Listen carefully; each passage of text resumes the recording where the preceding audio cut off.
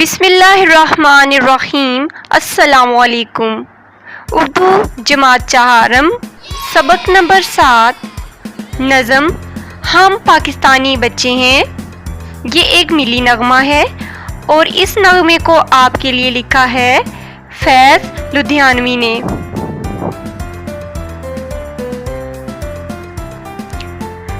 نظم شروع کرنے سے پہلے سوچیں اور بتائیں، ملی نغمہ کسے کہتے ہیں؟ جی پیارے بچوں، ملی نغمہ ایک ایسی نظم کو کہتے ہیں جس میں آپ اپنے وطن سے محبت کا اظہار کرتے ہیں اور اپنے وطن کی خصوصیات بتاتے ہیں۔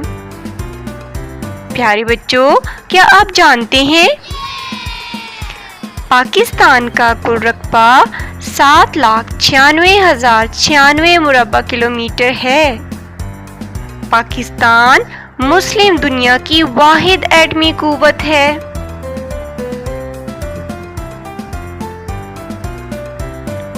چلیے اس نظم میں استعمال ہونے والے نئے الفاظ کا تلفظ سیکھ لیتے ہیں۔ جانباز، جانباز کا مطلب ہے دلیر۔ بلبل ایک پرندہ ہے۔ شیدا چاہنے والے، خوف، ڈر، دولت، شوکت، شان، ظلم، زیادتی، ناانصافی، بے رحمی۔ چلیے نظم ہم پاکستانی بچے ہیں کہ پہلے بند کے اشعار کی تشریح کرتے ہیں۔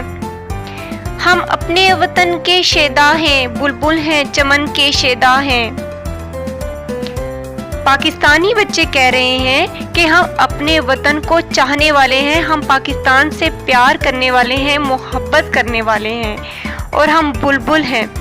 بلبل جیسے بلبل باغ میں ہوتی ہے، وہ اس کا گھر ہوتا ہے، وہیں رہتی ہے، اس کو باغ سے بہت پیار ہوتا ہے، اسی طرح ہم بھی جہاں پہ چمن سے مراد پاکستان ہے، ملک ہے، وطن ہے، اسی طرح ہم بھی اس چمن یعنی کہ پاکستان کے بلبل ہیں، اس سے محبت کرنے والے ہیں، پیار کرنے والے ہیں۔ یہ جھنڈا سبز ہمارا ہے، من بھاتا چاند ستارہ ہے۔ اب یہاں پہ پاکستانی جھنڈے کی خصوصیات بیان ہو رہی ہیں کہ پاکستانی جھنڈا جو کہ سبز رنگ کا ہوتا ہے، بچے کہتے ہیں کہ یہ سبز رنگ کا جھنڈا ہمارا جھنڈا ہے، ہمارے ملک کا جھنڈا ہے، اور اس کے اوپر جو ایک چاند ہے اور ستارہ ہے سفید رنگ کا، یہ بہت ہی خوبصورت لگتا ہے۔ جانبازوں کی اولاد ہیں ہم، اب غیروں سے آزاد ہیں ہم۔ جانباز کا مطلب ہے دلیر، بہادر، وہ لوگ جنہوں نے وطن کے لیے بے شمار قربانیاں دیں، ہمارے بزرگ، ٹھیک ہے، اور ان کی قربانیوں کی وجہ سے ہی آج ہمارا وطن آزاد ہے۔ ہم آزاد ہیں، نہ ہم پہ انگریز حکومت کرتے ہیں، نہ ہی ہندو۔ اب ہم غیروں سے آزاد ہیں، کن کی وجہ سے؟ اپنے بزرگوں کی وجہ سے، ان جانبازوں کی وجہ سے جنہوں نے وطن کے لیے بہت ساری قربانیاں دیں، اور ہم انہی کی اولاد ہیں۔ ہم بھی اپنے وطن کے لیے ہر طرح کی قربانی دے سکتے ہیں، جان کی بھی قربانی دے سکتے ہیں۔ بے خوف ہیں، پاک ہیں، سچے ہیں، ہم پاکستانی بچے ہیں۔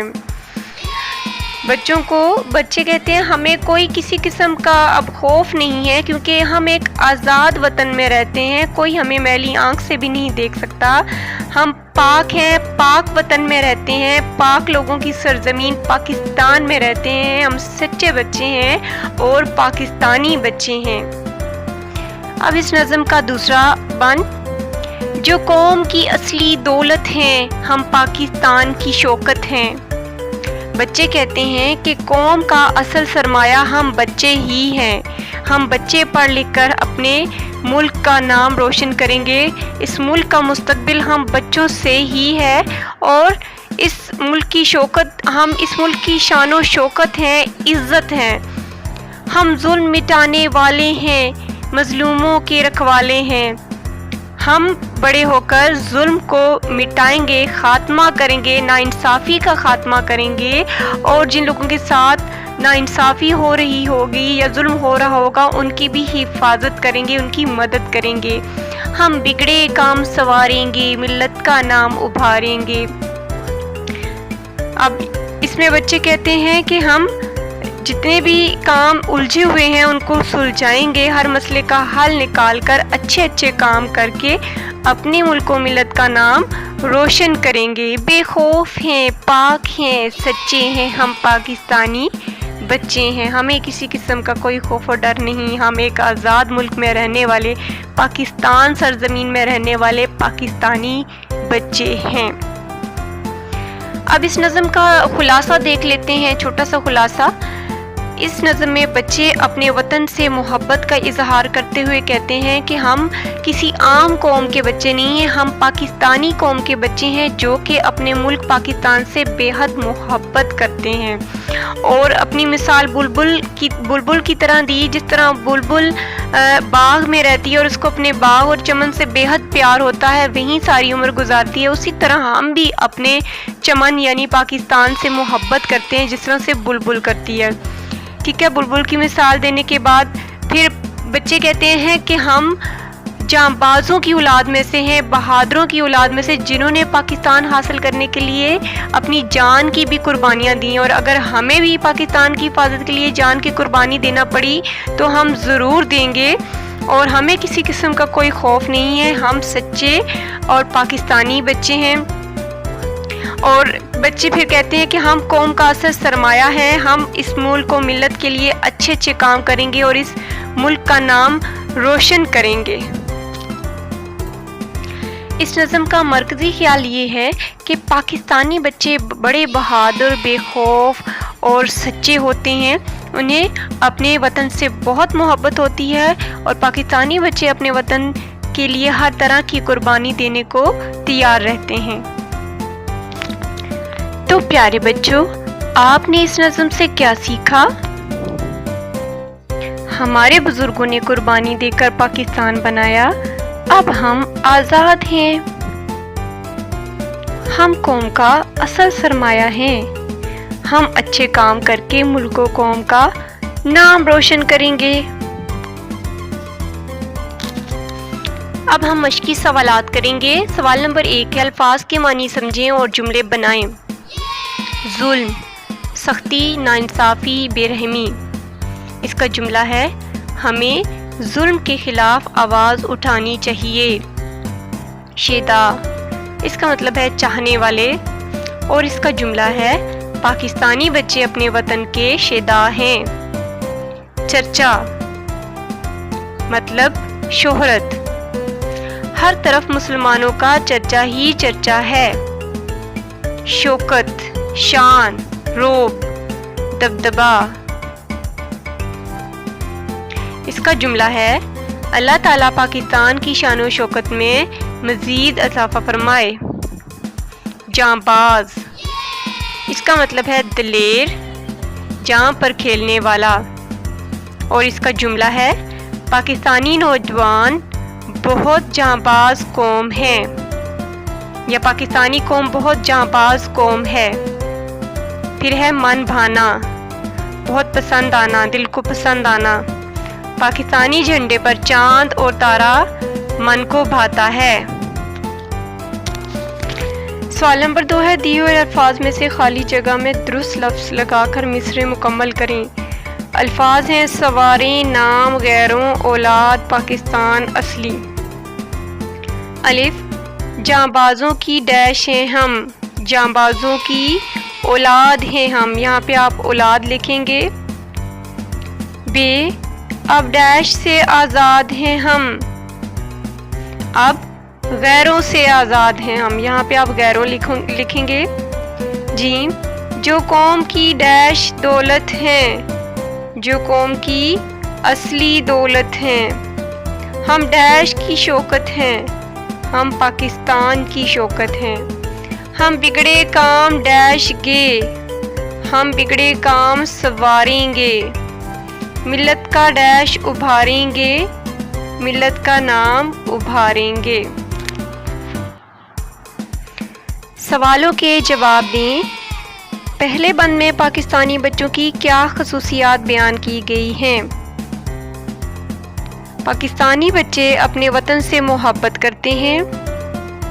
پاکستانی بچے جانبازوں کی اولاد میں سے ہیں۔ پاکستانی بچے ایک آزاد قوم سے تعلق رکھتے ہیں اور پاکستانی بچے بے خوف ہیں اور سچے ہیں۔ دوسرا سوال ہے، اب غیروں سے آزاد ہیں ہم سے کیا مراد ہے؟ اب غیروں سے آزاد ہیں ہم سے مراد ہے کہ پاکستانی بچے یا پاکستانی قوم ایک آزاد قوم ہے، ان پر نہ تو انگریز حکومت کرتے ہیں نہ ہی ہندو حکومت کرتے ہیں۔ نظم میں جھنڈے کی کیا خصوصیات بیان کی گئی ہیں؟ نظم میں جھنڈے کی یہ خصوصیات بیان کی گئی ہیں کہ پاکستانی جھنڈا سبز ہلالی جھنڈا ہے اور سبز رنگ مسلمانوں کی موجودگی کو ظاہر کرتا ہے، جبکہ اس میں ایک خوبصورت چاند اور ستارہ بھی بنا ہوا ہے جو کہ بہت ہی خوبصورت دکھائی دیتا ہے۔ قوم کی اصلی دولت کون ہے؟ قوم کی اصلی دولت پاکستانی بچے ہیں۔ آپ اپنے وطن کی خدمت کس طرح کرنا چاہتے ہیں؟ ہم پڑھ لکھ کر اپنے وطن کی ترقی میں اہم کردار ادا کر کے اپنے وطن کی خدمت کر سکتے ہیں۔ سوال نمبر 5 ہے، دیے ہوئے معمے کی مدد سے پہیلیاں بوجھیں۔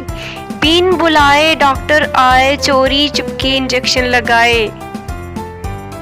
دوسری پہیلی ہے، چہرے پر تم کرو دھیان، الٹا کرو تو بن جائے کان۔ اب معمے میں سے ڈھونڈتے ہیں، پہلے کو اور دوسرے کو دیکھتے ہیں کیا ہے۔ بین بلائے ڈاکٹر آئے، چوری چھپ کے انجیکشن لگائے، تو یہ بنتا ہے معمے میں سے مچھر، نیم چھ رے مچھر۔ چہرے پر تم کرو دھیان، الٹا کرو تو بن جائے کان، معمے میں سے یہ ہوگا، یہ دیکھیں، ناک، نون الف نا کاف ناک، کان کو الٹا کریں تو ناک ہی بنے گا نا۔ سوال نمبر 6 ہے، علامت فاعل نے اور علامت مفعول کو میں سے درست حرف لگا کر خالی جگہ پر کریں۔ علامت فاعل کون سی ہے؟ نے، ٹھیک ہے نا، فاعل جو کام کرنے والا ہے اس سے آگے، جو کام کرنے والے سے آگے جو علامت آئے گی وہ نے ہوگی، اور علامت مفعول، مفعول کہتے ہیں جس پر کام ہو یا جس سے متعلق کام ہو، تو اس کے بعد جو علامت مفعول ہوگی وہ کو آئے گی۔ استاد ڈیش بچوں کو سبق پڑھایا۔ استاد کیا ہے؟ فاعل ہے، تو فاعل کے ساتھ علامت فاعل آئے گی، اور علامت فاعل کیا ہے؟ نے، استاد نے بچوں کو پڑھایا۔ پھر دوسرا ہے، احمد نے بلی ڈیش پکڑ لیا۔ احمد نے بلی، اب احمد جو ہے وہ فاعل ہے، پکڑنے والا تو احمد ہے نا، اب پکڑا کس کو ہے؟ بلی کو، تو بلی کیا ہے؟ مفعول، تو مفعول کے ساتھ کیا آئے گا؟ علامت مفعول کو۔ احمد نے بلی کو پکڑ لیا۔ ننھے ہاتھی ڈیش شیر کو سلام کیا۔ ننھے ہاتھی نے شیر کو سلام کیا۔ ننھے ہاتھی یہاں پہ فاعل تھا اس لیے اس کے ساتھ نے آیا، علامت فاعل۔ پھر اس کے بعد ہے، پودوں ڈیش پانی دو۔ پودوں کو پانی دو۔ امی ڈیش کھیر بنائی۔ امی نے کھیر بنائی۔ سوال نمبر 7 ہے، سامنے پودے کے پھولوں میں دیے ہوئے بے ترتیب ہندسوں کو ترتیب دیں اور ان کے سامنے ہندسوں کو لفظوں میں بھی لکھیں۔ ٹھیک ہے، ہندسے لکھے ہوئے بے ترتیب ہیں، اب ان کو ترتیب سے لکھتے جائیں گے اور لفظوں میں بھی گنتی لکھیں گے۔ سب سے چھوٹا ہندسہ ہے 51، اس کو 51 بھی کہتے ہیں، 51 بھی کہتے ہیں۔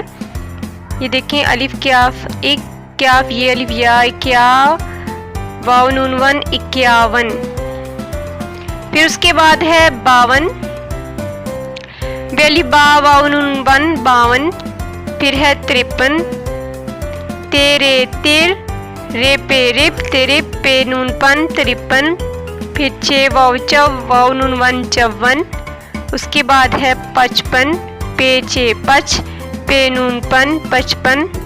फिर 56, 6 पे छप पे नून पन 56, उसके बाद है 57, सीन ते अलिफ ता सता वाव नून वन 57, अलिफ ठे अलिफ ठा वाव नून वन 58, फिर उसके बाद है 59, अलिफ नून उन सीन ठे 59, और फिर उसके बाद है 60।